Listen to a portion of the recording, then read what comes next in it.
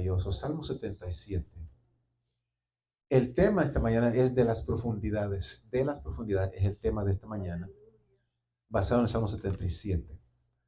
Vamos a leer los versículos 16 al 20. 16 al 20.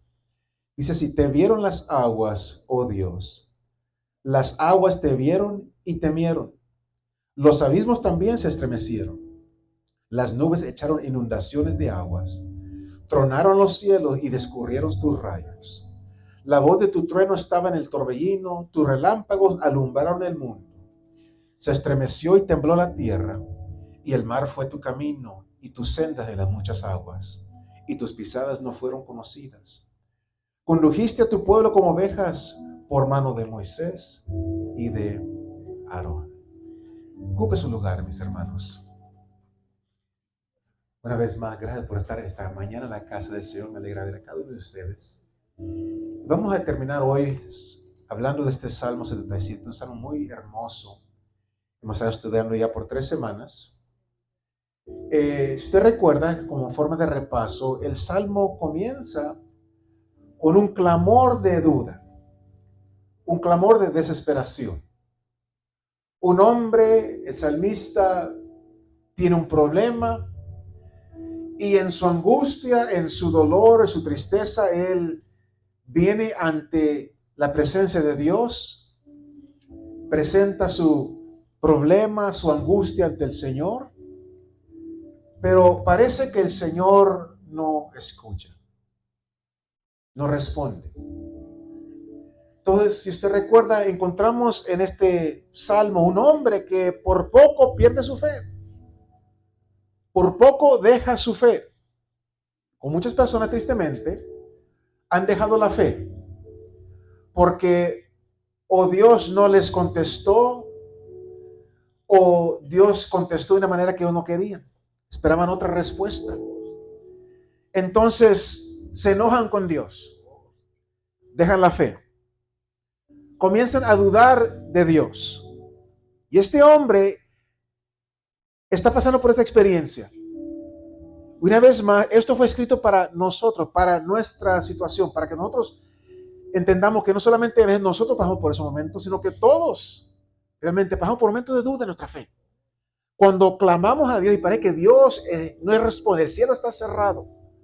Entonces, este hombre por poco pierde su fe, comienza a pensar en su mente que Dios tal vez, Dios cambió su mentalidad, su mente. Dios es un Dios caprichudo, un Dios que se enoja y por eso cuando se enoja con nosotros no contestas, deja de ser bondadoso.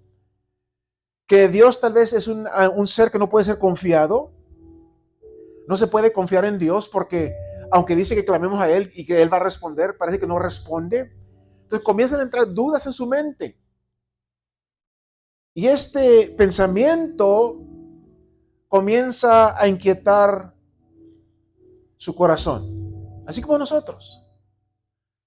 Todo lo que hemos aprendido de la palabra, hemos escuchado, lo creemos, pero cuando viene el momento de angustia, de problema, parece que comienzan a llegar dudas a nuestra mente, a nuestro corazón. ¿Realmente será verdad creer en Dios? ¿Realmente Dios contesta la oración? ¿Está atento, como dice la palabra, a nuestro clamor? ¿Será verdad lo que dice la Biblia? Entonces llegó este momento a este hombre cuando comienza a hacerse preguntas en su mente, pero él reconoce: si sigo de este camino, si sigo dudando de Dios, voy a perder mi fe por completo. ¿Qué tengo que hacer para regresar una vez más a lo que yo he creído? Y Él nos da en este salmo, nos traza el camino de regreso de la desesperación a donde Él llega a decir lo que dice en el salmo, el versículo 13. Él llega a decir entonces: oh Dios, santo es tu camino. Y hace la pregunta: ¿qué Dios es grande como nuestro Dios? ¿Habrá un Dios tan grande como el nuestro? Entonces, él regresó de la desesperación, de la duda, a llegar a hacer esta pregunta: oh Dios, o decir: oh Dios, santo es tu camino. Y hace la pregunta: ¿qué Dios es grande como mi Dios, como nuestro Dios? Y es lo que nosotros tenemos que aprender.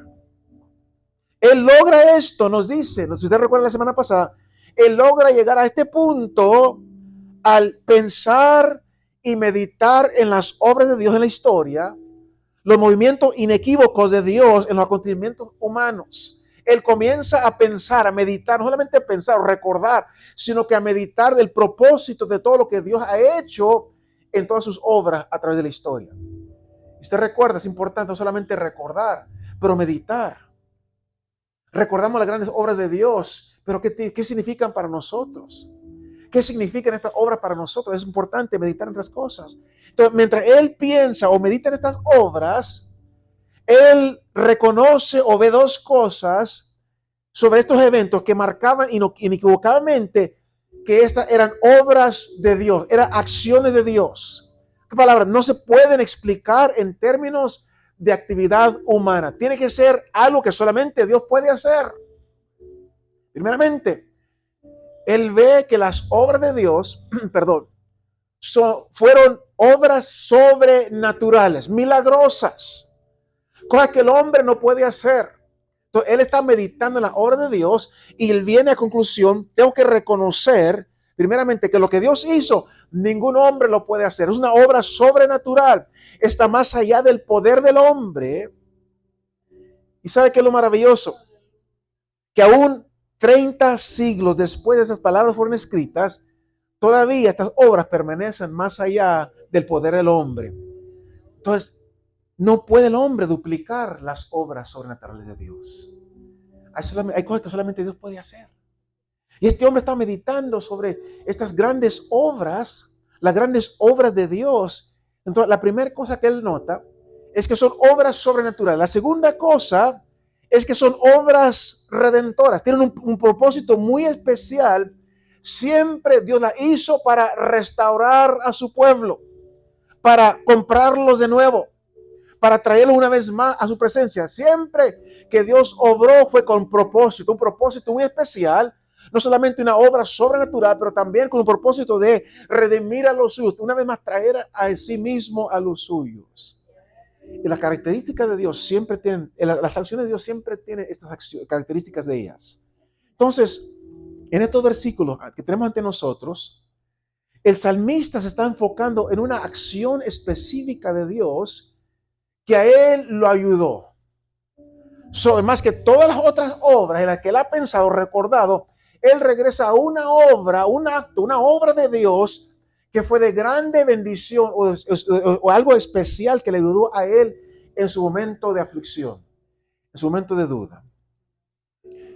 Él pensó a través de muchas obras de las cosas que Dios había hecho en el pasado, pero encontró una cosa en particular que le ayudó a él con su problema. Vamos a descubrir nosotros que cuando nosotros estamos en contra de las perturbaciones o presiones emocionales de la vida, especialmente en aquellos días, mis hermanos, cuando parece que todo nos sale mal, cuando nuestra fe está puesta a la prueba, a lo máximo, y comenzamos a recordar o pensar o meditar sobre las obras de Dios en nuestras vidas, las cosas que están registradas en las escrituras, en la Biblia, siempre vamos a encontrar que hay una cosa que nos ayuda más que los demás. Siempre hay algo en nuestra experiencia o en la palabra que nos recuerda y nos ayuda más que todos los demás, nos acuerda, nos habla, nos ministra a nosotros personalmente. Y esto es lo que este hombre encontró. Mientras él pensaba sobre las cosas de Dios, mientras él recordaba, meditaba, una cosa sobresalió que vino a ser lo que le ayudó más en su momento de lucha, de prueba, de duda. Él medita, piensa sobre las grandes obras de Dios que él conocía y él escoge el cruce del Mar Rojo como aquello que le ayudó más en su momento de tribulación. De todas las obras que él recuerda tantas cosas. Él recuerda este evento, el cruce del Mar Rojo, como aquello que más le ministró, que más habló a su vida, que más le ayudó en su momento de angustia, de duda. Ese es este evento que quitó la duda de su mente, quitó la duda de su corazón, y por eso él llega a decir, versículo 13, oh Dios, santo es tu camino, oh Dios, que Dios es más grande, como mi Dios. No hay Dios que sea como mi Dios. ¿Por qué? Porque él recordó, y este evento que acabamos de ver, esto es lo que lo llevó a reconocer, a decir estas palabras. Entonces siempre habrá algo en nuestra vida que nos va a recordar que nuestra fe es válida, que nuestro Dios es verdadero. Entonces, él vio en este evento ciertas grandes verdades que fueron su liberación final en su espíritu. Él vio en este evento ciertas verdades que removieron sus dudas, la duda de su corazón. Y mientras nosotros vemos estas verdades, yo quiero que veamos cómo no solamente le ayudaron a él en su lucha, pero también puede ayudarnos a nosotros. Si estamos pasando por un momento difícil, como dije, hemos dicho hasta ahorita, todos pasamos por momentos de duda, mis hermanos. No importa qué tan santo usted sea, todos pasamos por momentos de duda. Cuando preguntamos, Señor, ¿dónde estás? ¿Dónde estás? Estoy clamando, ¿dónde estás?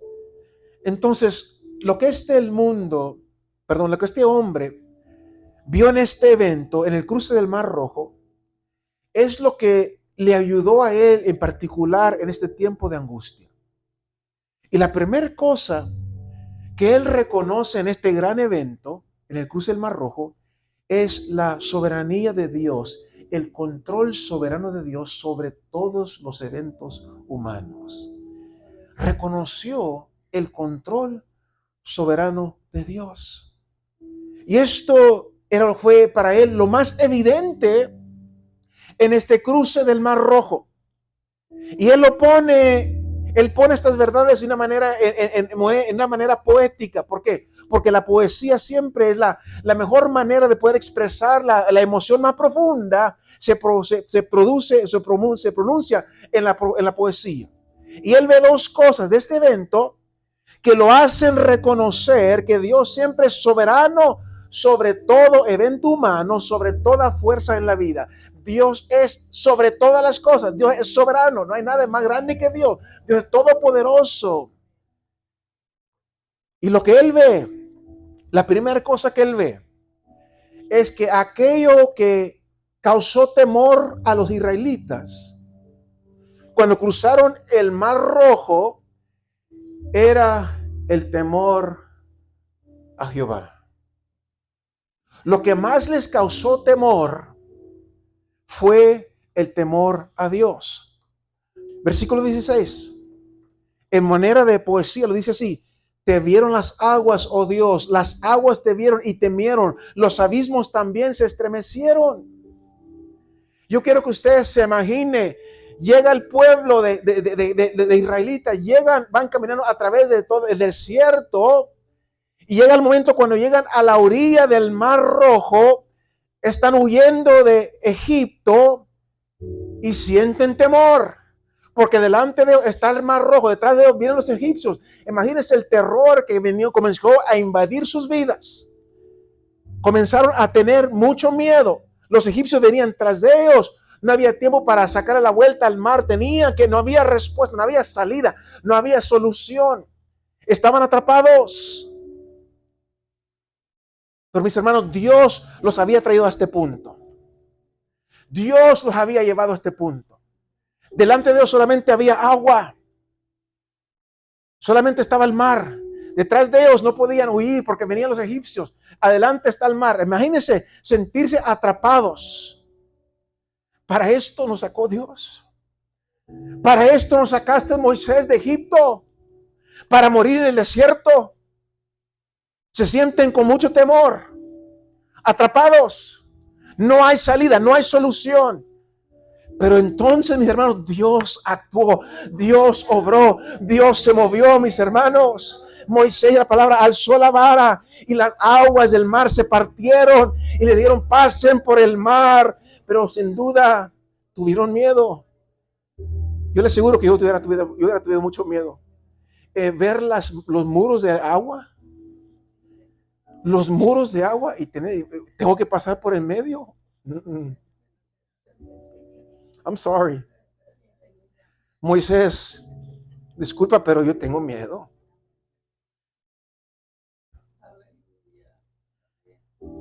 ¿Y puedes poner la foto, mijo? Mija. Grandes fotos, no sé si la puedes ver. No sé si la puse. Grandes muros de agua. Grandes muros de agua apilados en ambos lados, detenidos por las manos de Dios.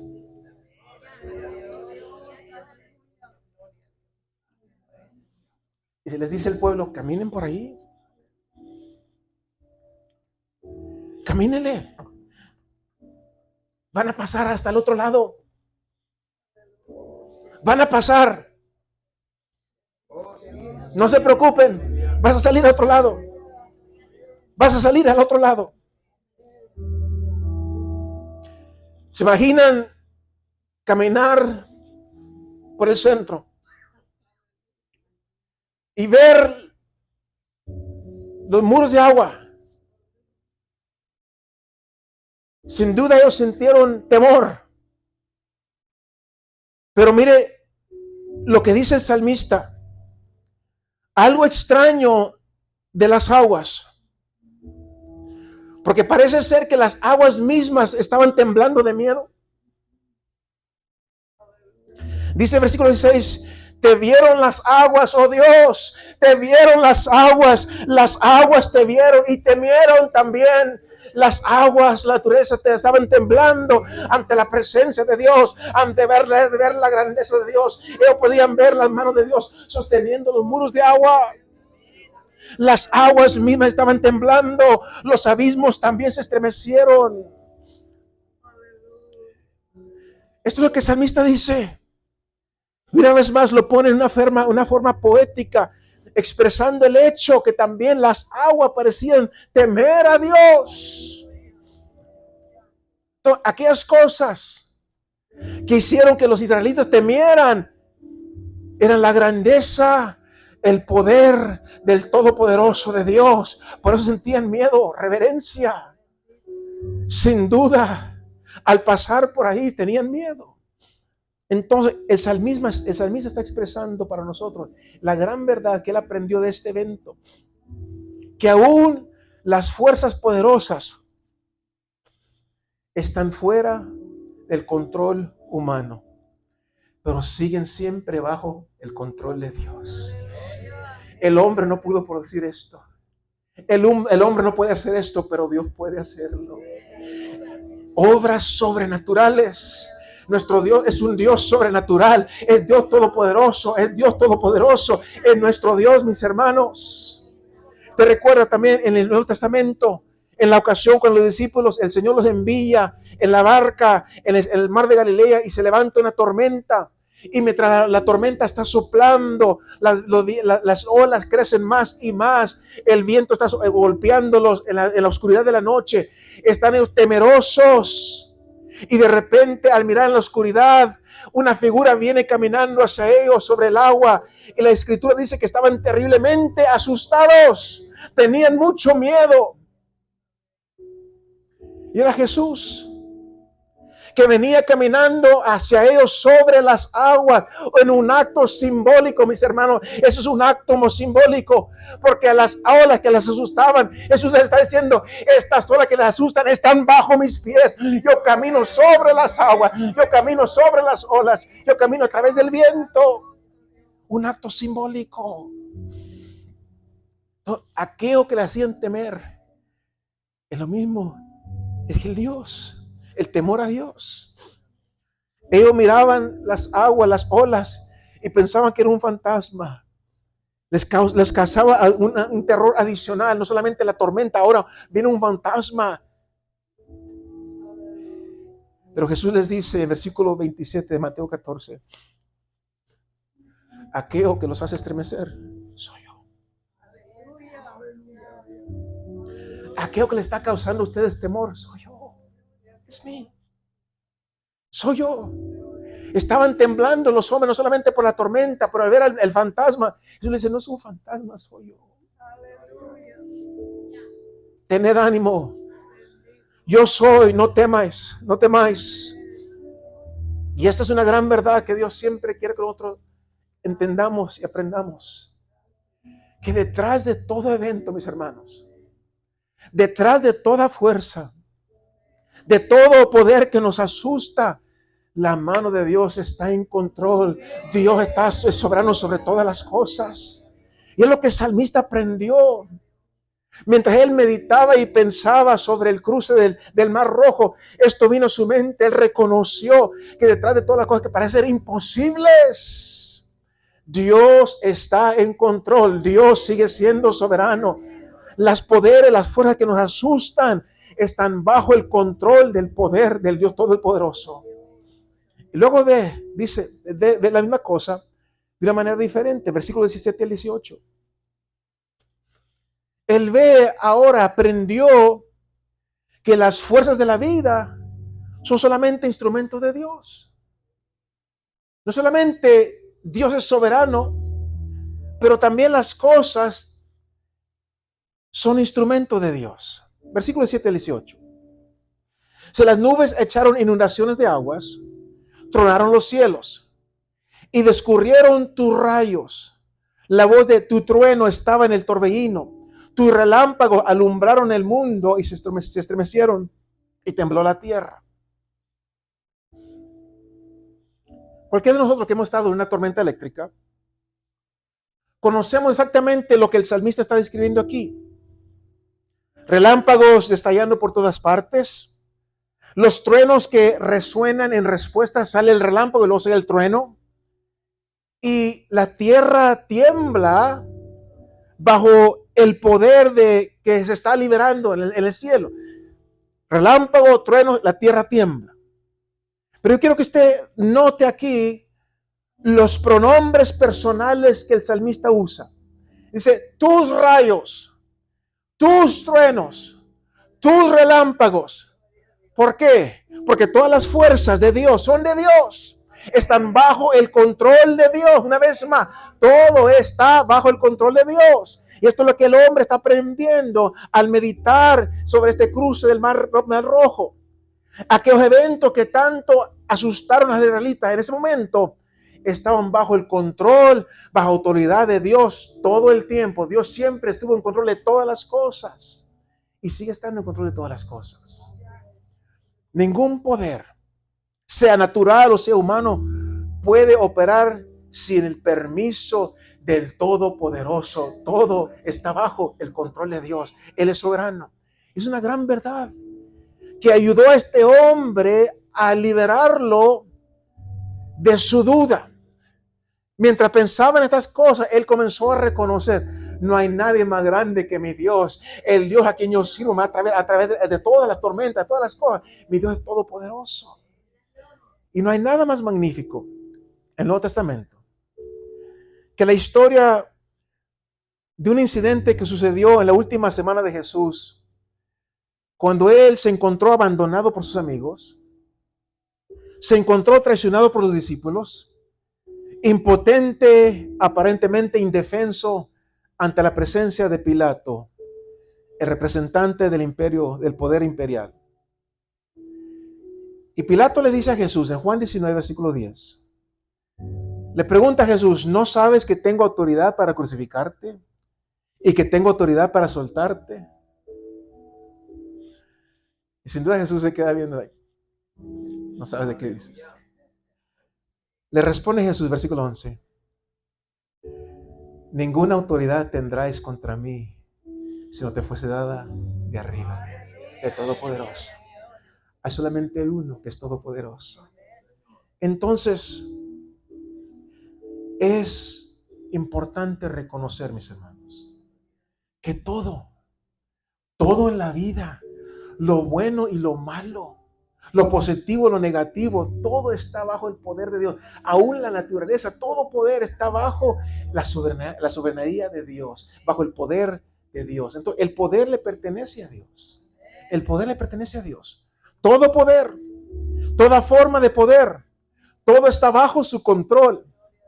Esta es la primera cosa que este hombre aprende mientras piensa o medita sobre este evento del cruce del Mar Rojo. Pero luego una segunda verdad él aprende. Versículo 19. Dice, en el mar fue tu camino y tus sendas en las muchas aguas y tus pisadas no fueron conocidas.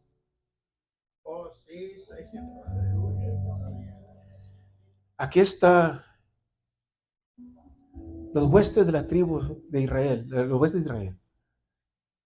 Están siendo conducidos fuera de Egipto. Dios los sacó. Dios los sacó. Aunque no lo veían, aunque no podían ver a Dios, ellos conocían o sabían que estaban siendo dirigidos por Dios y que Dios había preparado el camino. Fue Dios quien envió las plagas sobre los egipcios que suavizaron el corazón de Faraón para dejarlos ir. Y ahora están siendo guiados por Moisés y Aarón en el desierto y han llegado ahora a la orilla del Mar Rojo. Y ellos no saben hacia dónde Dios los está llevando, hacia dónde van. Ellos no podían entender lo que Dios estaba haciendo, pero ahí estaban. Habían llegado a este punto. Y el final de su experiencia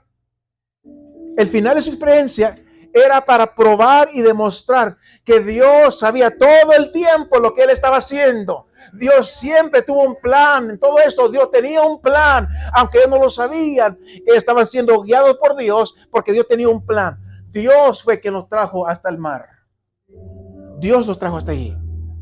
Entonces, mientras el salmista piensa de esto, aprende una segunda gran verdad. Y es esta: la incapacidad de entender cómo está trabajando Dios no es señal de que Él no está trabajando. Cantamos esto. Cantamos muchas veces este canto. No sabemos lo que estás haciendo, pero aunque está en silencio, sabemos que estás obrando. Entonces, nosotros no entendemos lo que Dios está haciendo, pero Dios siempre está trabajando, tiene un plan, está obrando, mis hermanos. Los israelitas vinieron hasta este punto, hasta la orilla del Mar Rojo. No sabían lo que Dios estaba haciendo, pero Dios los había traído hasta este punto con un propósito. Yo creo que nosotros entendamos esto esta mañana, esta verdad esta mañana. Porque muchas veces nosotros somos muy insistentes que Dios nos explique todo lo que Él está haciendo. Queremos saber lo que Dios está haciendo. Y al menos que no lo veamos, si no vemos lo que Dios está haciendo, entramos en pánico. Nos emocionamos, nos asustamos. Así como los israelitas cuando llegaron a la orilla del Mar Rojo, pensaron, entraron y comenzaron a asustarse, comenzaron en miedo. ¿Ahora qué vamos a hacer? ¿Ahora qué voy a hacer? ¿Qué vamos a hacer? El mar está enfrente de nosotros, vienen los egipcios, ¿qué vamos a hacer? Nos emocionamos, nos asustamos. Ahí estaban ahora, ya han llegado a la orilla del mar, no sabían qué hacer, entraron en pánico. Así como muchas veces nosotros y en nuestro problema llegamos a un momento cuando decimos, Señor, ya no sé qué hacer, me siento atrapado, me siento que no hay salida, entramos en pánico. Y vinieron a Moisés y le dijeron, Moisés, ¿por qué nos sacaste de esta manera? No hay lugar a donde ir, no hay manera de salvarnos, estamos condenados, los egipcios vienen sobre nosotros, estamos atrapados. ¿Por qué hiciste esto, Moisés? Pero ¿cuántas veces, mis hermanos, no hemos usted y yo hecho esa pregunta? Señor, ¿por qué me traiste hasta aquí?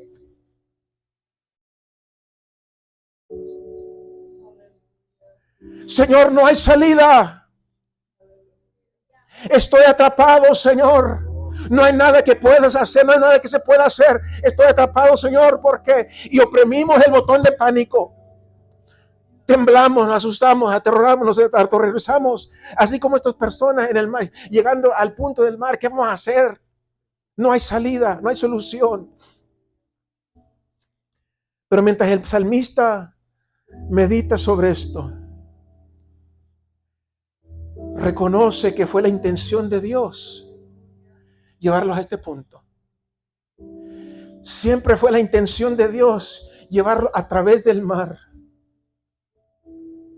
Desde el momento que se fueron de Egipto, siempre Dios tuvo en mente y traerlos a este punto. Siempre tuvo en mente llevarlos a través del río, a través del mar, perdón. Siempre fue la intención de Dios. Por eso dice, versículo 19, en el mar fue tu camino y tus sendas en las muchas aguas. Su camino fue a través del mar, su senda a través de muchas aguas. ¿Qué quiero decir con esto, mis hermanos? Que muchas veces el Señor nos va a ayudar a evitar el problema, nos va a llevar a través del problema, para llegar al otro lado. Ellos no podían verlo, sus mentes no podían entenderlo, pero Dios tenía un plan, Dios conocía su plan. Dice el salmista, tus huellas eran invisibles. No se miraban tus pisadas. No podían predecir lo que Dios estaba haciendo.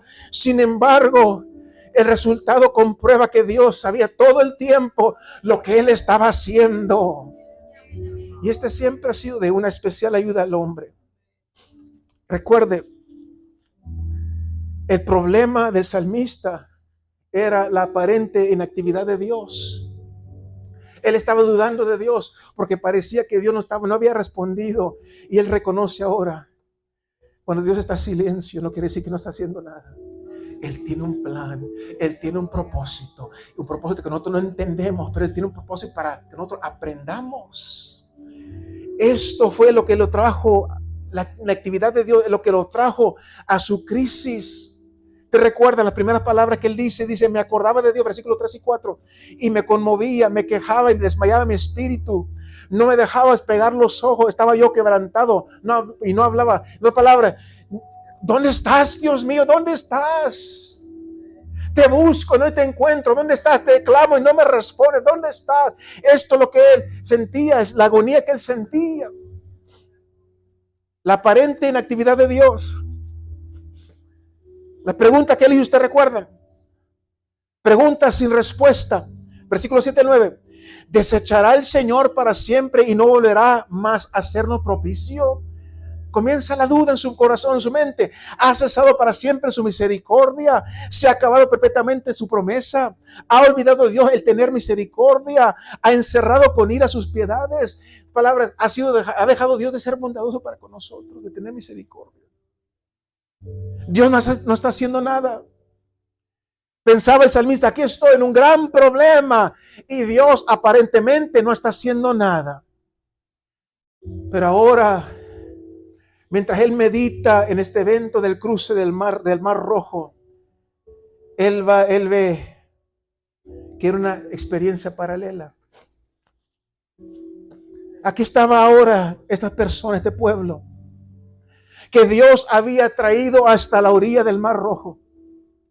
No había ninguna salida visible, ninguna alternativa humana. Pero Dios conocía la respuesta todo el tiempo. Dios tenía un plan, Dios tenía una salida. Sus huellas eran invisibles, pero su camino era a través del mar, a través de las grandes aguas. Y el Señor los llevó, los dirigió hasta que pasar hasta el otro lado, hasta salir del otro lado por las aguas.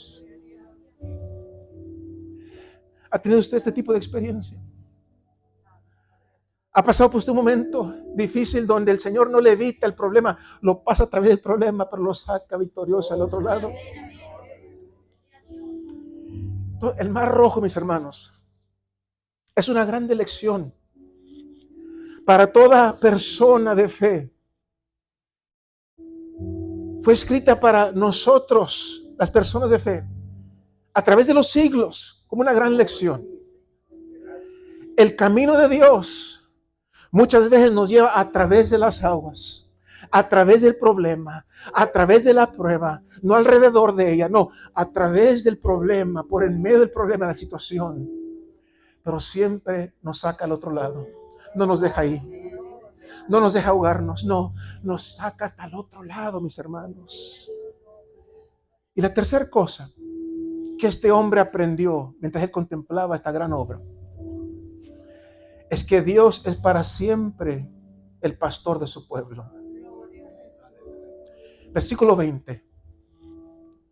Condujiste a tu pueblo como ovejas por mano de Moisés y de Aarón.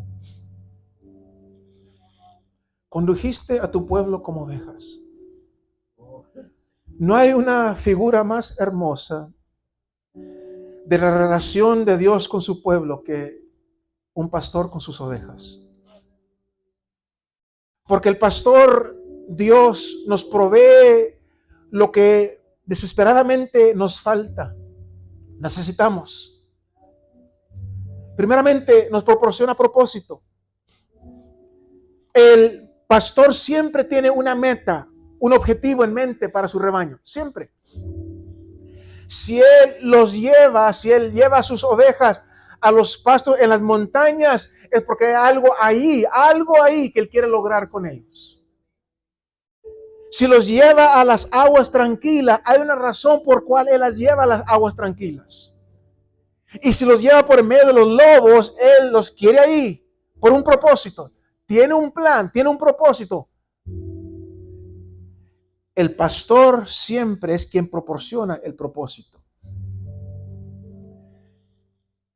Y si hay una cosa, mis hermanos, que tristemente carece hoy en día, es este gran ingrediente esencial de la vida, el elemento de propósito, el significado de la existencia. Tristemente la tasa de suicidio está disparando, está aumentando cada día. ¿Por qué? Porque los hombres y mujeres, aunque tienen todo lo demás, carecen de lo esencial. No tienen razón para vivir. Sienten no tener razón para vivir. Pero el salmista aprende que el salmista y que el pastor nos proporciona un propósito, un objetivo, una meta, una razón para existir, algo más allá que nos hace que todo tenga sentido, que todo valga la pena. Que aunque parece que estamos solos, el pastor tiene un propósito y Él nos permite ver que en todas las cosas Él tuvo un propósito en nuestra vida y todo comienza a tener sentido. Aún las pruebas, la lucha, comenzamos a entender, por esto es que el Señor me permitió pasar por esto. Y sabe que valió la pena, valió la pena. El pastor suple lo que la vida carece: amor, protección, provisión, todo lo que el amor involucra o envuelve. El pastor cuida de sus ovejas. El pastor cuida de cada uno de nosotros.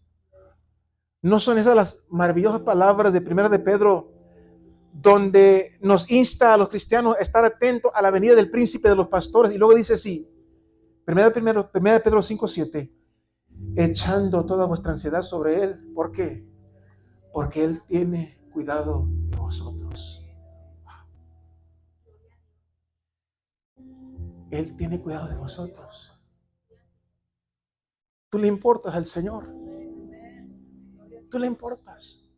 Tú eres especial para el Señor. Muchas veces le he dicho que Dios le ama a usted personalmente como si fuera usted la única persona que Él tuviese que amar. Así te ama el Señor a ti. Y no se olvida de ti. Aunque parece estar silencio el cielo, no se olvide de ti. El siguiente salmo, Salmo 78. En los versículos 51 a 54, el salmista vuelve a relatar estos eventos de Dios en el pasado. Dice así: hizo morir a todo primogénito en Egipto, las primicias de su fuerza en las tiendas de Cam. Y luego mire cómo dice así: hizo salir a su pueblo como qué, como ovejas, y los llevó por el desierto como un rebaño, como el pastor dirigiendo a sus hijos, a su pueblo, a sus ovejas. Los guió con qué, con seguridad, de modo que no tuvieran temor. Y el mar cubrió a sus enemigos, los trajo desde las fronteras de su tierra santa a este monte que ganó su mano derecha. La actividad del pastor. Una vez más, el Salmo 80 comienza con estas palabras: oh pastor de Israel, escucha, tú que pastoreas como ovejas a José, que está entre querubines y resplandece, despierta tu poder delante de Efraín, de Benjamín, de Manasés, y ven a salvarnos, oh Dios, restáranos, a resplandecer tu rostro y seremos salvos. Pastor de Israel, tú que pastoreas como oveja a José. Maravillosas palabras en el Salmo acerca del gran pastor de Israel. En el Nuevo Testamento, mis hermanos, Jesús vino a los suyos y les dijo en Juan capítulo 10, yo soy el buen pastor. Luego en Hebreos, Él es llamado el gran pastor de las ovejas. Y en Primera de Pedro, Él es conocido como príncipe de los pastores. Entonces, el Señor se deleita en su papel, en su rol como pastor, de tomar a los suyos, de reunir a sus ovejas en su seno, de guiarlos, de dirigirlos gentilmente, tiernamente, como lo hace un pastor con mucho amor. Él nos guía, con mucho amor, Él nos dirige. Esto es para siempre la relación principal de Dios con su pueblo, con nosotros. Primeramente y sobre todas las cosas, Él es el pastor de los suyos. Él es nuestro pastor. Y esto es lo que el salmista aprendió. A través de las dificultades, a través de las pruebas. Cuando él se sentía abandonado, aprendió que no estaba abandonado. Él todavía permanecía bajo el cuidado, la protección del amor del pastor. Dios pastoreando a los suyos. Y en el salmo más amado de todos los salmos, Salmo 23, ¿cómo dice? Jehová es que mi pastor, y por eso nada me faltará. En lugares de delicados pastos me hará descansar, junto a aguas de reposo me pastoreará. Miles, millones de personas han encontrado consuelo necesario para sus corazones en este hermoso salmo, que describe esta gran verdad de nuestra relación con Dios y la relación de Dios con nosotros, con los suyos. Jehová es mi pastor. Una vez más, el pronombre personal no dice Jehová es un pastor, dice Jehová es mi pastor. Él me dirige. Yo tengo una relación con Él, y porque yo tengo una relación con Él y porque Él es mi pastor, nada me faltará. Esta es la conclusión a la cual llegó el salmista, que él pudo ver que debajo de esta aparente inactividad de Dios estuvo siempre el amor del pastor, la protección del pastor, el cuidado del pastor. Dios lo estaba guiando con toda seguridad y lo logró. Lo logró. Llegó a esta gran y gloriosa conclusión. Versículo 13. Oh Dios, santo es tu camino. Que Dios es grande como nuestro Dios.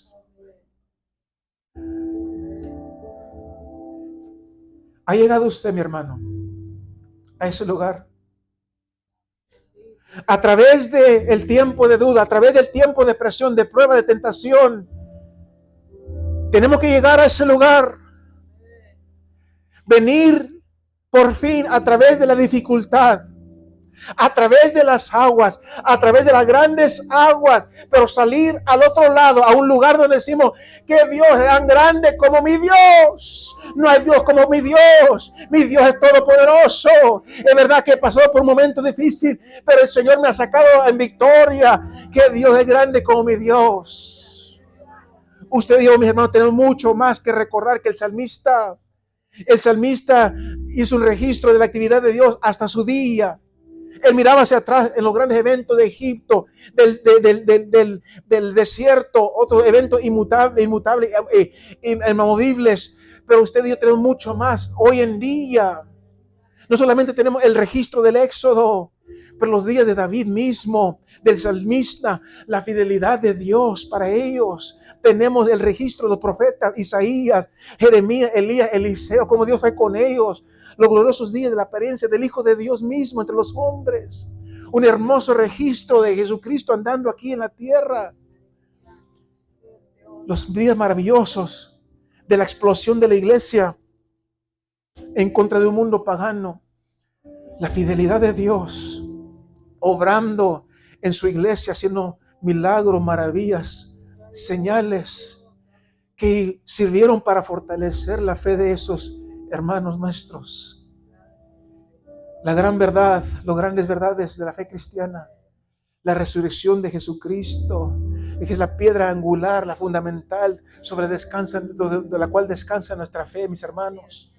Y tenemos más de 2000 años de historia de la iglesia, los grandes eventos que han sucedido a través del tiempo, donde Dios repetidamente ha despertado a su pueblo para una vez más regresarlos a Él, a sí mismo.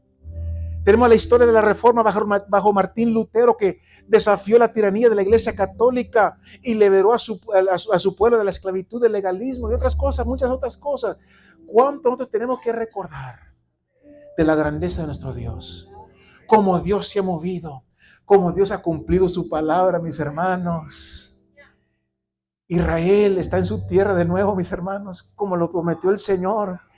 Pasaron siglos tras siglos y parecía que la promesa era absolutamente imposible para cumplirse. pero ha regresado Israel a su pueblo, a su tierra. Han poseído la ciudad antigua, están listos para reedificar el templo, como dice la Escritura. Pues nosotros tenemos mucho, mis hermanos, sobre el cual basar nuestra fe, sobre el cual apoyar nuestra fe, las grandes actividades de Dios. Y lo más hermoso es que son todas obras redentoras para una vez más traernos a la presencia del Señor.